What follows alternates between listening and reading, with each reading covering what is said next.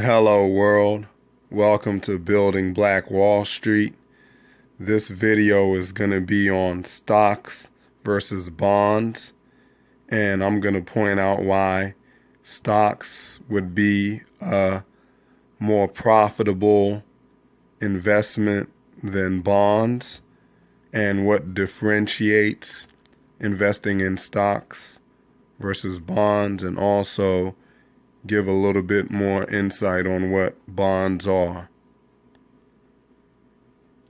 I'm going to be referring to this Wikipedia article just to get you up to speed on what a bond is. It says, in finance, a bond is an instrument of indebtedness of the bond issuer to the holder. The most common types of bonds include municipal bonds and corporate bonds. It is a debt security under which the issuer owes the holder a debt and, depending on the term of the bond, is obligated to pay them interest, the coupon, and/or to repay the principal at a later date, termed a maturity date. Interest is usually payable at fixed intervals, semi-annual, annual, sometimes monthly. Very often the bond is negotiable. That is, the ownership of the instrument can be transferred in the secondary market. This means that once the transfer agents at the bank medallion stamp the bond, it is highly liquid on the second market. Thus, a bond is a form of loan or IOU.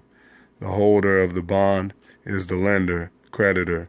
The issuer of the bond is the borrower, debtor, and the coupon is the interest. Bonds provide the borrower with external funds to finance long-term investments, or in the case of government bonds, to finance current expenditures. Certificates of deposits, CDs, or short-term commercial paper are considered to be money market instruments and not bonds. The main difference is in the length of the term of the instrument. Now we're going to find out the difference between a bond and a stock. I'm going to continue referring to the Wikipedia article. It says, bonds and stocks are both securities, but the major difference between the two is that capital, stockholders have an equity stake in the company. They are owners, whereas bondholders have a creditor stake in the company. They are lenders. Being a creditor, bondholders have priority over stockholders. This means they will be repaid in advance of stockholders, but will rank behind secured creditors in the event of bankruptcy. Another difference is that bonds usually have a defined term or maturity after which the bond is redeemed, whereas stocks are typically outstanding indefinitely. An exception is an irredeemable bond, such as a consul, which is perpetuity, that is, a bond with no maturity. I'm going to use this Diffin article that's titled Stocks versus Bonds, Difference and Comparison to point out why bondholders have been thought of as the more secure or as the safer investment than stocks, and also to point out why stocks are going to be more profitable, but that they can be more risky than bonds. I'm reading from the section that says shareholders versus bondholders, and this is the biggest factor in why more people look at bonds as a secure investment. It says shareholders have different investment rights from bondholders. As part owners of a company, shareholders get a say in how a company is run, while bondholders, as lenders, have no say in how governments or corporations manage themselves or their loan. In the case of a company liquidating, however, bondholders come out on top. with their investment receiving priority over shareholders' investments. This is a key factor in why a lot of people gravitate towards bonds, because they get first dibs in the event the company goes bankrupt and has to liquidate and sell its assets. The bondholders will receive capital from that sale before the shareholders.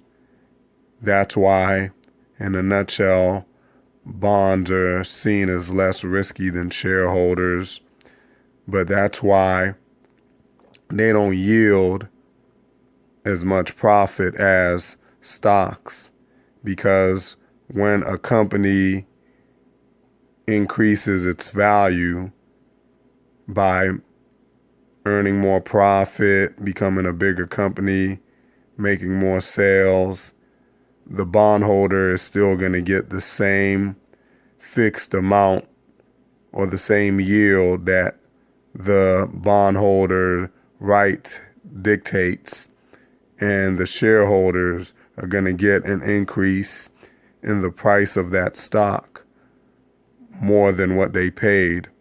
Also, with certain stocks, you have dividends which are paid out, which in my mind is very similar to what bonds do in terms of them paying out their yield at maybe annual, quarterly, monthly, depending on the terms of the bond. So some stocks do pay yields, and I think that makes them similar to bonds without having that claim to first dibs in the event that the company goes bankrupt or has to liquidate. Also, shareholders can sell their shares for a huge profit depending on how much the value of the company has increased, where bondholders aren't going to get the same amount. Their bond value might increase slightly, but not to the extent that a shareholder stock is.